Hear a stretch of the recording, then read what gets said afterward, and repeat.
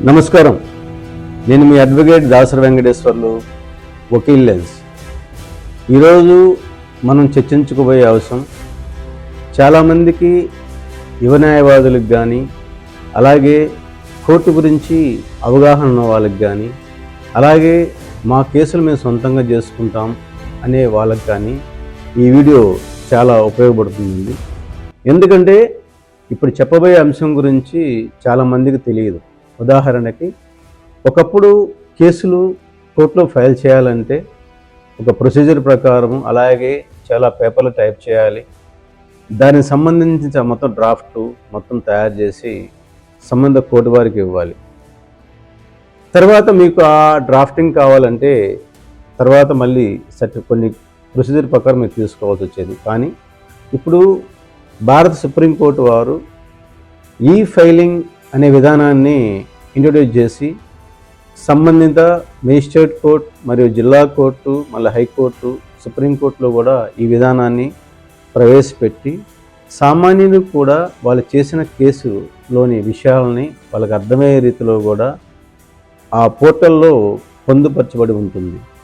అలాగే యువ న్యాయవాదులకు కూడా వచ్చినప్పుడు ఫైలింగ్ ఎలా చేయాలి, దానికి డాక్యుమెంట్స్ ఏమేమి కావాలి, అసలు ఎలా రిజిస్ట్రేషన్ కావాలి, అసలు రిజిస్ట్రేషన్ ప్రాసెస్ ఏంటి అనేది చాలామందికి తెలుసు, చాలామందికి తెలియదు.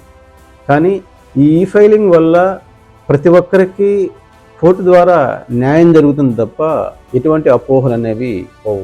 ఎందుకంటే మారుతున్న కాలాన్ని బట్టి కోర్టు కూడా డిజిటల్ మార్గాన్ని ఎంచుకుంటుంది. కారణం ఏంటంటే రాబోయే రోజుల్లో వర్చువల్ మీటింగ్స్ కూడా ఉంటాయి. ఉదాహరణకి, ఒక వ్యక్తి చిన్న చిన్న కేసులని, ఉదాహరణకి డ్రంక్ అండ్ డ్రైవ్ కేసులు కానీ, లేదా లోక్ అదాలత్ జరిగే కొన్ని కేసులు కానీ డైరెక్ట్గా కోర్టుకు రాకుండానే వర్చువల్ విధానంలో, అంటే తను ఎక్కడైతే ఉంటాడో అక్కడి నుంచి డైరెక్ట్గా తన యొక్క బాధని వ్యక్తపరుస్తూ ఆ కేసును వాదించుకుని దాన్ని గెలిచే అధికారం కూడా ఆ వ్యక్తికి ఉండేటట్టుగా మన న్యాయస్థానాలు తీర్పులు చెప్పడం జరిగింది. కాబట్టి ఇప్పుడు చెప్పబోయే అంశాల గురించి మనం ఏం చేస్తామంటే, ఈ ఫైలింగ్ అనేది ఎంత ఉపయోగపడుతుంది ప్రతి ఒక్కరికి, అలాగే ఈ ఫైలింగ్ వల్ల ఎంత ఉపయోగం, అలాగే దానివల్ల ఎటువంటి ప్రయోజనాలు ఉన్నాయనే విషయాలు మొత్తం మీకు నేను వివరిస్తాను. అలాగే ఈ ఫైలింగ్ జరిగే ముందు ఏమేమి డాక్యుమెంట్స్ కావాలి, ఎలా రిజిస్ట్రేషన్ అవ్వాలనే విషయం కూడా నేను చెప్తానండి. ఈ ఫైలింగ్ చేసే ముందు మీకు సంబంధించిన ఏవైనా ఏ కేసు మీద మీరు వేయబోతున్నారో, ఏమి చేయబోతున్నారో, దానికి సంబంధించిన డాక్యుమెంట్లు మీకు ఏమున్నాయి అనే విషయాన్ని మీరు ముందుగానే తెలుసుకుని ఉండాలి. దానితో పాటు మీకు సంబంధించిన పేమెంట్ చేయాలనుకుంటే దానికి సంబంధించిన గూగుల్ ఐడీస్ కానీ, ఫోన్పే ఐడీస్ కానీ తీసి పెట్టుకోవాలి. దాంతోపాటు మీ రిజిస్టర్ మొబైల్ నెంబరు, అలాగే మీ రిజిస్టర్ ఈమెయిల్ ఐడి మొత్తం ఒక పేపర్ మీద రాసి పెట్టుకోండి. అలాగే మీ కేసులో వాదులెవరు, ప్రతివాదులెవరు, అలాగే వాళ్ళ అడ్రస్లు ఏంటి, వాళ్ళ ఫోన్ నెంబర్లు ఏమిటి, మీ ఫోన్ నెంబర్లు ఏంటి, ఆ వ్యక్తి వృత్తి ఏంటి, మీ యొక్క వృత్తి ఏంటి, అసలు కేసు అనేది ఏంటి అనే విషయాన్ని మొత్తాన్ని ఒక పేపర్ మీద రాసి పెట్టుకొని ముందుగా రెడీ చేసుకున్న తర్వాత మీరు ఈ ఫైలింగ్ కోర్టుకి వెళ్ళాలి. ఒకవేళ డీటెయిల్స్ మొత్తం మీ దగ్గర లేకుండా మీరు ఈ ఫైలింగ్ రిజిస్ట్రేషన్ అప్పుడు మీరు చాలా ఒత్తిడికి లోనవుతారు. కారణం ఏంటంటే దానికి సంబంధించిన ఒకసారి మీరు మొబైల్తో రిజిస్ట్రేషన్ అయిన తర్వాత మీకు ఓటీపీ ద్వారానే మీది యూజర్ ఐడి, పాస్వర్డ్ రిజిస్ట్రేషన్ అవుతుంది. దానికోసంగా ముందుగానే అసలు ముందు మీ డీటెయిల్స్ అనేవి, అంటే మీ పేరేంటి, మీ డీటెయిల్స్ మొత్తం రాసుకొని ఒక పేపర్ మీద పెట్టుకొని ఉంటే సంబంధిత అడిగినప్పుడు మీరు మెయిల్ ఐడి కరెక్ట్గా ఇవ్వగలరు, అలాగే ఫోన్ నెంబర్ కరెక్ట్గా ఇవ్వగలరు, అన్నీ ఒక రెడీ చేసి పెట్టుకోండి. తద్వారా మీరు రిజిస్ట్రేషన్ అవ్వగానే, ఓటీపీ అవ్వగానే ఇమీడియట్గా మీరు చెప్పేదానికి అవకాశం ఉంటుంది. కాబట్టి ఈ ఫైలింగ్ ముందు మీరు చేయాల్సిన విషయాలు ఏంటంటే, అసలు మీరు కేసు ఎందుకు వేస్తున్నారో, అది ఏ కేసు వేస్తున్నారో, దానికి సంబంధించిన డాక్యుమెంట్లు ఏంటి, అలాగే ఎవరి మీద ఎవరు వేస్తున్నారు అనే అంశాల గురించి కూడా మీరు క్లుప్తంగా తెలిసి ఉండాలి.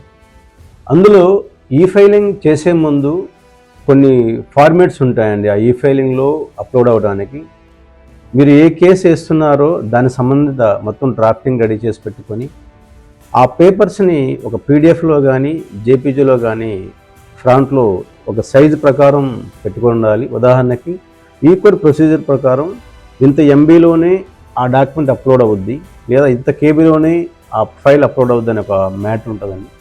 దాని ప్రకారము ఒక కేసు సంబంధించిన ఒక 20 పేపర్లు రాని 30 పేపర్లు రాని దాన్ని మొత్తాన్ని ఒక ఫోల్డర్లో పెట్టుకొని ఆ ఎంబీకి కన్వర్షన్ చేసి రెడీగా మీ డెస్క్టాప్ని పెట్టుకో ఉండాలి. సెకండ్ థింగ్ వచ్చి ఆ ఫైలు అప్లోడ్ అయినప్పుడు ఎర్రర్ అని చూపించకూడదు. వన్స్ ఎర్రర్ అని చూపిస్తే నెక్స్ట్ స్టెప్కి మీరు వెళ్ళలేరు. దాంతోపాటు సంబంధిత స్కాన్ డాక్యుమెంట్స్ కానీ, అలాగే ఈ ఫైలింగ్ ఈ పేమెంట్స్ కానీ, ఇందాక చెప్పినట్టుగా పేమెంట్ ఐడీస్ కానీ ప్రతిదీ మీ దగ్గర రెడీగా ఉండాలి. ఎందుకంటే ఒకసారి ఈ ఫైలింగ్ వేసిన తర్వాత మొత్తం మీరు అప్లోడ్ చేసిన తర్వాత ఒకేసారి అన్నీ పూర్తి అయిపోతే మీకు ఇబ్బంది లేకుండా ఉంటుందండి.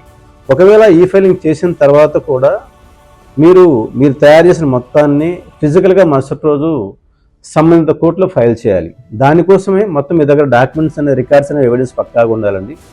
కాబట్టి ఈ ఫైలింగ్ చేసే ముందు మీరు చేయాల్సిన ఈ పనులు ఏంటంటే, ముఖ్యంగా మొదటిది ఇందాక చెప్పినట్టే మీరు అసలు కేసు డీటెయిల్స్ మొత్తం మీరు ఆల్రెడీ డ్రాప్ చేసి పెట్టుకొని మీ దగ్గరగా ఫిజికల్గా పెట్టుకొని వాటిని స్కాన్ రూపంలో పీడిఎఫ్ ఆర్ జేపీజీ మోడల్లో పెట్టుకొని సంబంధిత వాళ్ళు చెప్పిన ఎంబీ కానీ జీబీ కానీ కన్వర్షన్ చేసి పెట్టుకుని ఉంటే అడిగిన వెంటనే మనం అప్లోడ్ చేసి నెక్స్ట్ స్టెప్కి వెళ్ళి కోర్టు వారికి సక్రమంగా ఆ ఈ ఫైలింగ్ అనే దాన్ని కోర్టు ఫోటోలకి సబ్మిట్ జరుగుతుందండి.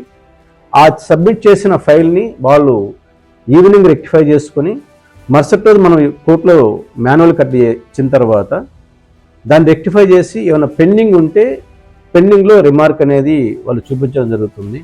మెయిన్ ఈ ఫైలింగ్ వల్ల ముఖ్య ఉద్దేశం ఏంటంటే నో టైం అండి. 24/7 మీరు ఇంట్లో కూర్చొని కూడా 24 గంటలు, ఆదివారం శనివారం అనేది టైం ఉండదండి. ఏ రోజైనా సరే కేసుని ఫైల్ చేయొచ్చు. సో ఈ 3 ఈ ఫైలింగ్ గురించి మీకు మొత్తం చెప్పాలంటే మినిమం ఒక 3 వీడియోలు దాకా పడుతుందండి. దానికోసంగా ఈ మొదటి వీడియోలో అసలు మీ దగ్గర ఏమేమి డాక్యుమెంట్స్ ఉండాలి, ఎందుకు ఉండాలనే విషయాన్ని చెప్పాను. మీరు చేయాల్సిందిలో ఒకటే, మీరు వేయాల్సిన కేసుని, అదే మీరు ఫైల్ చేయాల్సిన కేసు విషయాలు మొత్తం ఒక పేపర్ మీద రాసుకొని రెడీ చేసి పెట్టుకోండి. అలాగే ఈ ఫైలింగ్ ఎలా చేయాలి, అసలు రిజిస్ట్రేషన్ ఎలా చేయాలి, దానికి సంబంధించిన విషయాలు మొత్తం నెక్స్ట్ వీడియోలో మీకు అప్లోడ్ చేస్తానండి. కాబట్టి మీకు సలహాలు సూచనలు ఉంటే కింద కామెంట్ బాక్స్లో రాయండి. తెలుసు కదండి మన స్లోగన్, చట్టం తెలియకపోవడం తప్పు కాదండి, చట్టాన్ని తెలుసుకోవడం చాలా పెద్ద తప్పు. మరొక ఇంట్రెస్టింగ్ వీడియోతో నెక్స్ట్ వీక్ మీతో కలుస్తాను.